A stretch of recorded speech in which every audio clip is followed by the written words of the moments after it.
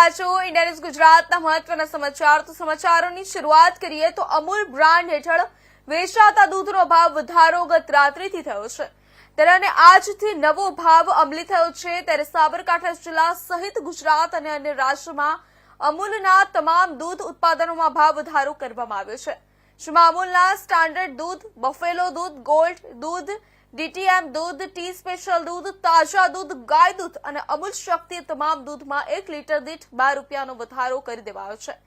ત્યારે ઉનાળાની સિઝન અને અન્ય કારણોને લઈ દૂધના ભાવમાં વધારો કરવાની શક્યતાઓ છે। તો આ ભાવ વધારાને લઈ ગૃહિણીનું બજેટ પણ ખોરવાયું છે। 2 રૂપિયા આમ તો સામાન્ય લાગે, પરંતુ 1 મહિનો કે 1 વર્ષમાં કેટલા થાય અને તેનું મહિલાઓના બજેટ પર કેટલી અસર થાય તે મહિલાઓ જણાવી રહી છે।